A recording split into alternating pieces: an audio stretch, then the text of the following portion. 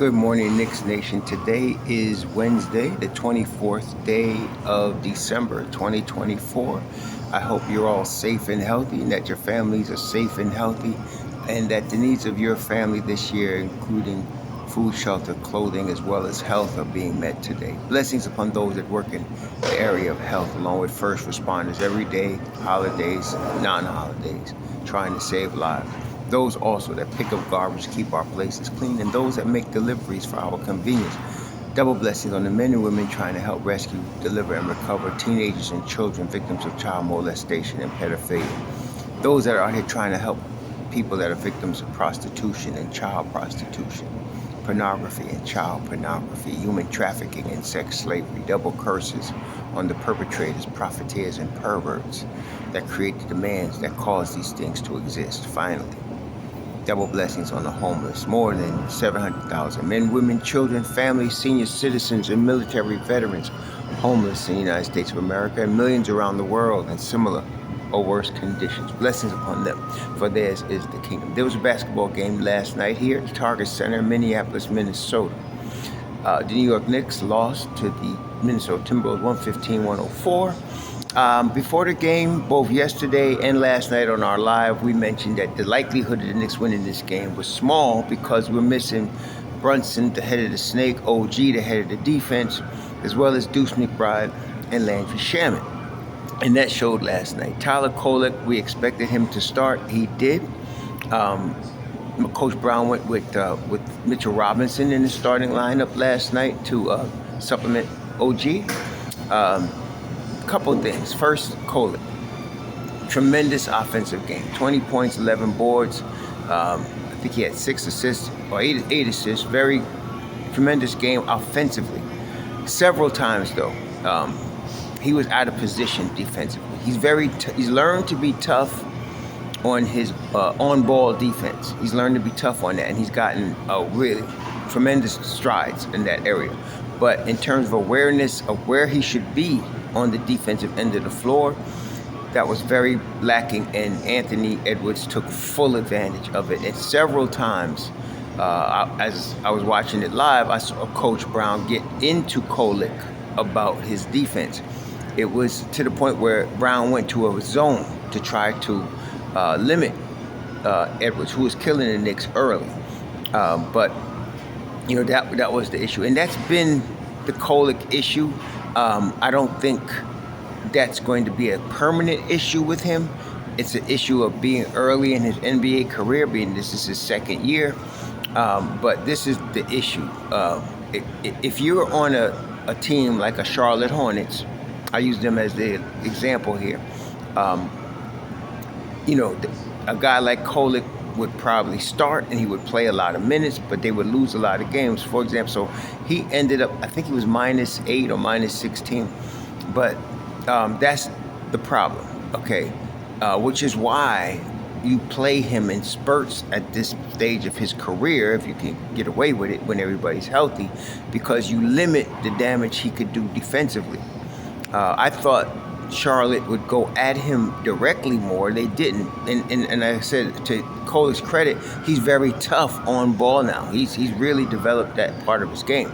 But the awareness where to be on the floor defensively, his reaction time is still slow. He's still, you know, not quick enough in terms of where he needs to be. And that was detrimental. Like I said, between DiVincenzo, Mike Conley, and especially Anthony Edwards, they took full advantage of that. Mitchell Robinson did not have his greatest game. You know, he comes up big usually against the bigger name opposing centers like Joel Embiid, and in the past, Rudy Gobert. But Rudy Gobert, with help, kept him neutralized on the offensive glass and the glass in general, and didn't foul him, you know, to get him to hack a Mitch, because he's been hitting his foul shots. So he was a little bit limited there. And then Cat scored 40 last night, had double digits in rebounds. So it was a statistically tremendous game. But again, on the defensive end of the floor, now he was positive last night. He wasn't a net negative. So he would, and 40 points and 11 boards, you can't complain about that. So there was that. But it was like this. The Knicks had Brunson and Cat as their two big guns. They had one big gun. Minnesota has Edwards, Randall, Gobert as their three big guns. And of course, DiVincenzo was also big. So Minnesota's big guns came out. The Knicks only had one to come out. So that's how that went. Josh Hart is always a pleasure watching him live. If you're a basketball fan of just professional basketball and appreciate it, watching him, the way he explodes. It's like some guys explode when they have the ball in their hand. They can explode toward the basket, right, and maybe finish through contact, and that's really nice to see. Josh Hart explodes in every play. Like, he's going after the ball, it's an explosive burst. He goes after the basketball. When he goes after a rebound, it's an explosive burst. It's really a pleasure. I love watching him live. I'm always amazed at how fast he is, how explosive he is, and tough, he is. It really comes out. And it was almost like last night, the Knicks called the timeout in the fourth quarter. Minnesota started really, especially Randall, started exerting himself. But it was almost as if, like, Josh Hart showed up to the party and was wondering where everybody else was. It's just a look on his face. You could just see it. So it was going to be a tough win to get that win last night. And the Knicks, I wanted them to play 48 minutes of hustling, tough basketball, and they did. They did the best they could. Like I said, with missing those four guys, very difficult to beat a good Minnesota team on the road like that. And the Knicks turned the ball over way too much. And it wasn't Kolek.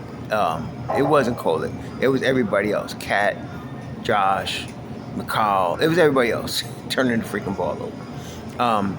I also felt like Mike Brown went to his G League team too many minutes. McCullough was in there. Diawara was in there with Kolek. He had them all together. And Daddy. You're not going to win games in the NBA with, that lineup. You're just not, So I'm not blaming the kids. I'm blaming Mike Brown. But I was at that point, I'm thinking he's throwing in the towel early.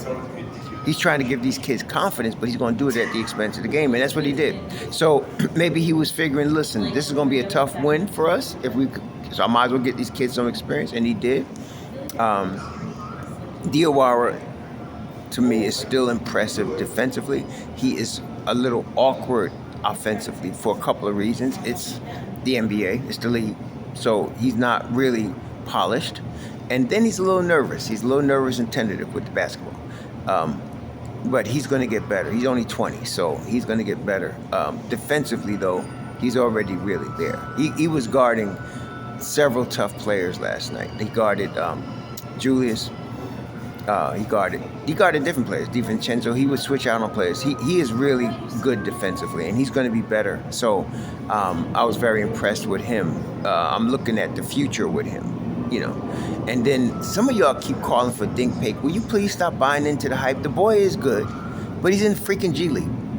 Wait till next summer. We don't need to sign him now. We don't need to call him up now. We got enough dogs to run this race. We got enough horses to run. Stop tripping about Dink Pate. He's going to be all right. And the Knicks going to be all right. Next summer is his time, not now, okay? We're trying to win this chip. We ain't got time for, kitty good, feel-good stories. Let's get this chip done, man. So, yes, I love Dink Pate. I did a whole video. Somebody, what do you think about Dink Pate? I did a whole video on Dink Pate in the summer. I told y'all he was going to be good. I knew he was going to be good. In fact, Lee Escobedo, I'm sorry, Lee, if I messed your name up, and KOT, I was on their channel talking about Dink Pate because Lee knows him from Texas. So, yes, he's going to be good. But stop it with, we need to sign Dink Pate now. We need to put him on the team now. Stop. Please, stop. Okay? He'll be there. He'll get his chance next summer. I expect fully that next summer league, Dink Pate's going to dominate. And he'll be competing for a roster spot at a young age. 6'8", can do everything offensively. The ball has length, can play defensively. Just let him develop and stop tripping to get him, in front of you on the big stage. He ain't ready yet. It ain't time yet. Okay, so that's on that. But yeah, next game tomorrow at noon, Eastern Time, Christmas Day game.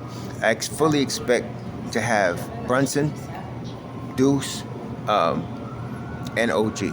I'm not sure about Shamet. He was supposed to be reevaluated as of today. It's 4 weeks for his reevaluation. So we'll hear about him. But even if he's ready to play physically, he probably won't play in that game. But he'll come back soon. I expect Deuce to be ready though. OG, like I said, and Brunson. So, and that's Cleveland Cavaliers. It's a good game for us to get our act back together, get on track after this. And again, this was a Mike Brown call, sitting Brunson, because he seemed surprised by it too. But okay, it's a long season. It's an 82-game grind. We got to go on. All right, y'all. I'm out, headed back to sunny Florida out of this tundra. We're gonna talk to y'all soon. Enjoy your holiday. Shalom.